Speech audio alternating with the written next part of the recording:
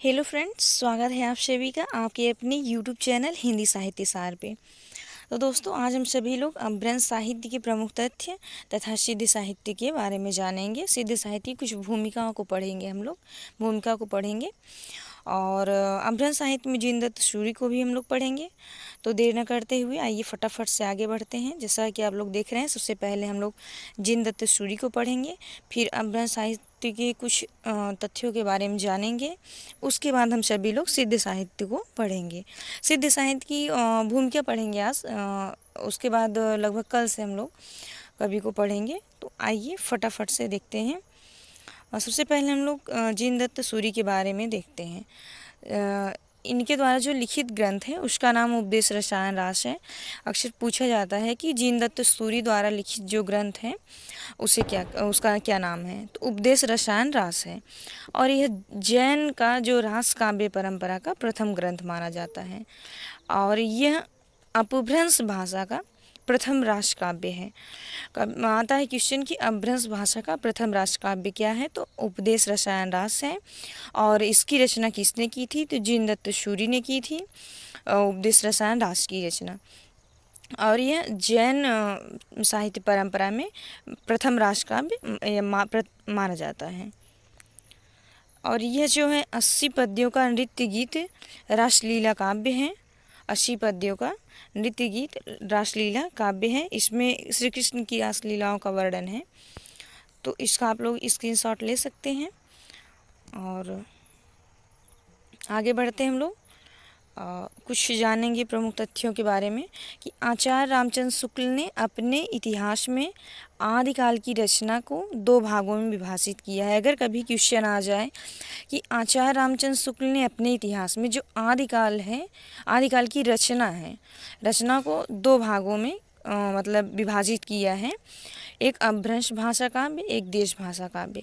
ये मानते हैं कि आदिकाल में 2 भाषाओं में रचना हुई, अपभ्रंश भाषा में और देश भाषा में। तो आइए हम लोग आगे देखते हैं कि कौन कौन सी रचना को अपभ्रंश भाषा में और कौन सी रचना को देश भाषा काव्य में ये रखे हैं। तो सबसे पहले हम लोग अपभ्रंश भाषा की रचना को देखेंगे।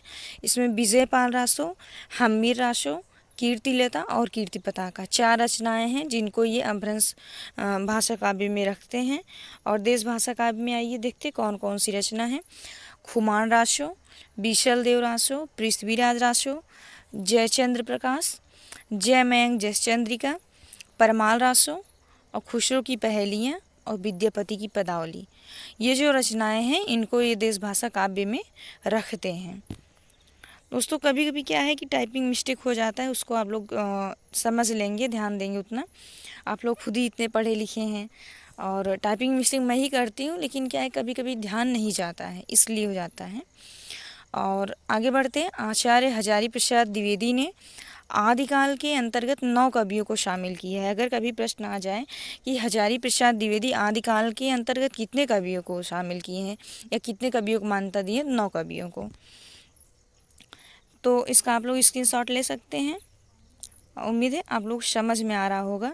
और जो ना समझ में आए कमेंट में आप लोग ज़रूर लिखें, हम सुधार करने का प्रयास करेंगे। तो अब हम लोग सिद्ध साहित्य को देखेंगे। सिद्ध साहित्य जो है बौद्ध धर्म का यह सिद्ध साहित्य बौद्ध धर्म का विकृत होकर वज्रयान संप्रदाय के रूप में देश के पूर्वी भाग में प्रचलित था। क्वेश्चन आते हैं कि सिद्ध साहित्य जो है यह देश के किस भाग में प्रचलित था, तो ये बिहार से लेकर आसाम तक देश के पूर्वी भाग में प्रचलित था तथा इन्हीं वज्रयानियों द्वारा ने जिस साहित्य को लिखा वह सिद्ध साहित्य कहलाया। वज्रयानियों द्वारा लिखा गया साहित्य ही सिद्ध साहित्य कहलाया।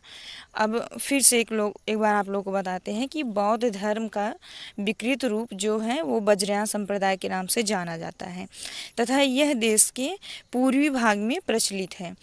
और वज्रयानियों ने जिस साहित्य को लिखा वही सिद्ध साहित्य कहलाता है। इनमें जो है इनकी एक साधना पद्धति थी वामाचार। इनकी वामाचार साधना पद्धति तथा पंचमाकार का उपभोग करने वाला सिद्ध कहलाता था। सिद्ध संप्रदाय में जो पुरुष या स्त्री जो भी इसमें लिप्त थे वो अगर पंचमाकार का उपभोग कर लेते थे तो वो सिद्ध कहे जाते थे, सिद्ध हो जाते थे। तो पंचमाकार का उपभोग कर लेते थे। तो हम लोग जानते हैं पंचमाकार होता क्या था।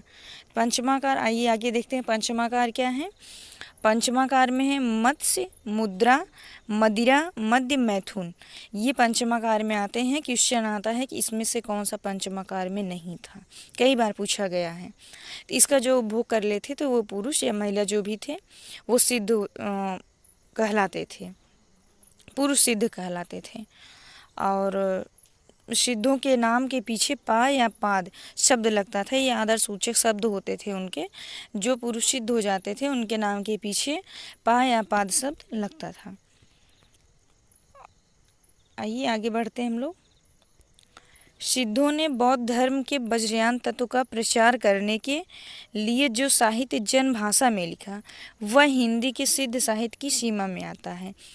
तो आप लोग को मैंने अभी बताया, ये तो समझ ही चुके हैं कि जो वज्रयान तत्व का प्रचार करने के लिए जो साहित्य जन भाषा में लिखा गया वही सिद्ध साहित्य की सीमा में आता है। तथा वज्रयान का केंद्र श्री पर्वत रहा है और सहजयानियों की भाषा का नाम संध्या भाषा है और संध्या भाषा है। तथा पंडित विधुशेखर शास्त्री के अनुसार मूल शब्द संध्या नहीं होकर बल्कि संधा, मूल शब्द संध्या नहीं होकर बल्कि संधा रहा होगा। तो इनकी भाषा को संधा या संध्या भाषा कहा जाता है। किसकी? सिद्धों की भाषा को। और सिद्धों की संख्या जो है वो कितनी थी? 84 थी, जिसमें 80 पुरुष तथा 4 महिलाओं का भी उल्लेख प्राप्त होता है कि इसमें 4 महिलाएं भी मिलती हैं। 4 महिलाओं के नाम क्या हैं? मणिभद्रपा, कनकलापा, लक्ष्मीकरा, मेखलपा।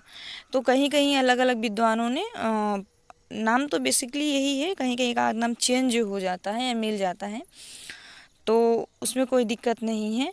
अलग अलग जो विद्वान हुए हैं वो कभी कभी कहीं कहीं किसी किसी 2 नाम हैं तो वो मिल जाते हैं। तो बस फ्रेंड, आज के लिए इतना ही। उम्मीद करते हैं आपको चीज़ें समझ में आई होंगी और जो है मिलेंगे आपसे अगली क्लास में। स्वस्थ रहिए, मस्त रहिए। जय हिंद, जय हिंदी।